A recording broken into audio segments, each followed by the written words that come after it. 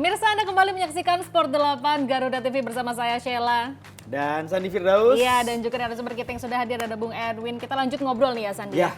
Kalau kita flashback sedikit nih, Timnas Indonesia, perjalanannya yang mungkin sudah berdarah-darah, berjuang sejauh ini, meskipun belum memuaskan, mengecewakan begitu Bung, ya menyedihkan juga, kita semua sedih ya.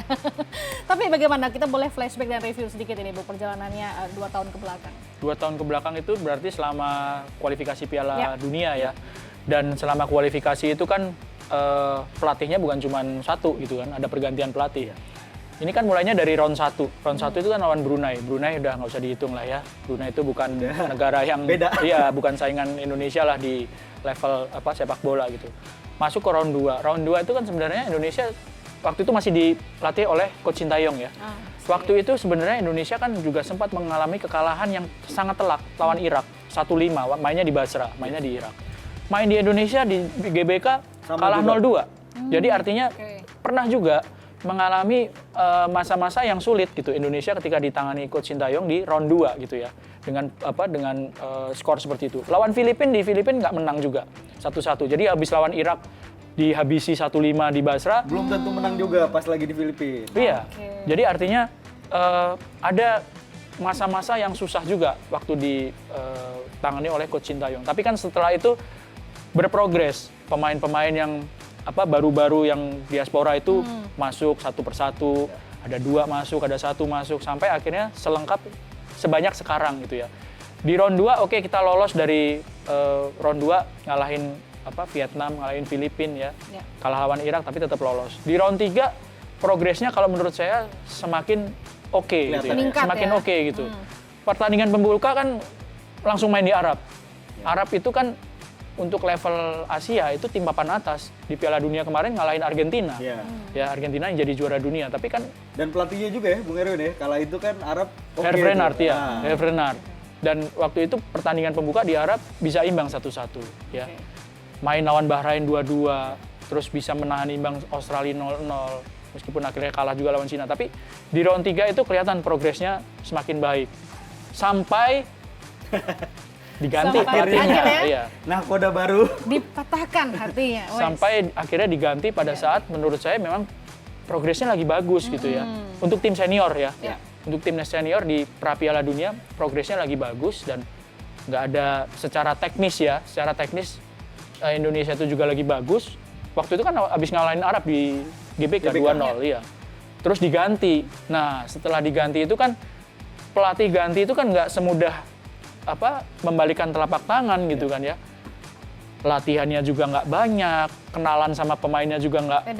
Di FIFA Matchday itu kan paling lama ketemu di FIFA Matchday itu kan paling 5 hari sebelum pertandingan, paling lama ya. Tapi prakteknya itu kan mungkin sekitar 4 atau 3 hari. Kalau 2 pertandingan ya bisa ketemu mungkin seminggu atau 10 hari lah. Setelah itu hilang lagi kan, balik lagi ke klub.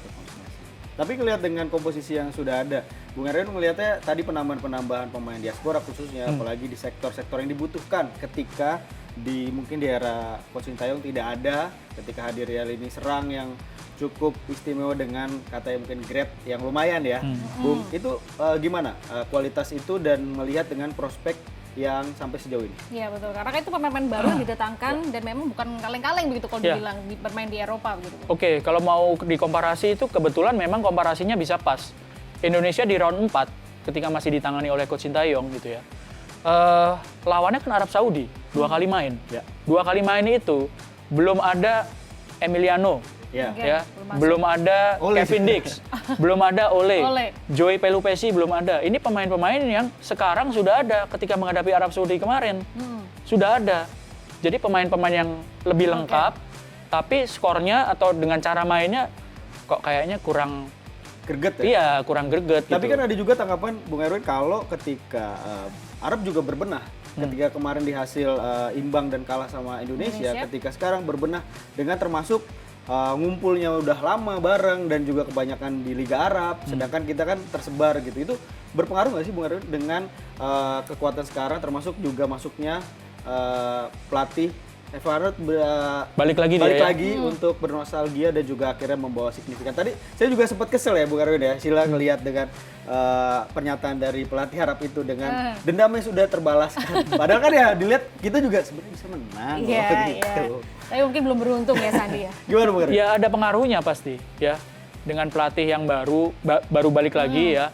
Terus mereka relatif lebih lama berkumpul. Mereka kan nggak kemana-mana. Yes. Orang mereka tuan rumah.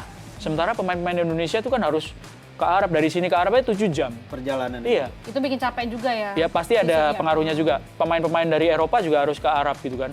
Itu yang pertama. Terus yang kedua, Arab itu sebelum round 4 itu mereka uji cobanya banyak loh.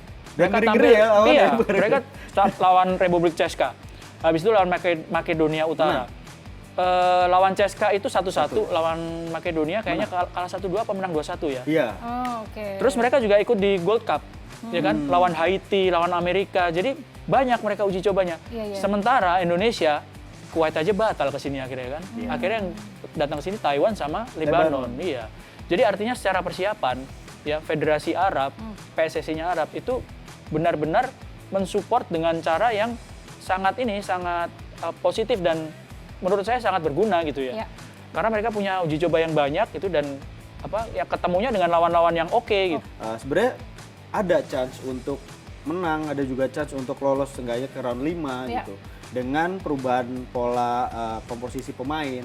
Tapi ini memang dari segala yang sudah dicoba dengan komposisi staf kepelatihan Patrick Kluivert, ini memang ketidakberuntungankah yang berpihak sama kita atau memang tadi ada ya faktor formasi yang Berubah kurang begitu ya? kurang Oke. greget gitu kalau kacamata Bung Erwin. Oke, Iya. baik. Tapi dijawabnya nanti. Ini Oke. kan seru sekali dan juga surprise ya untuk pemirsa.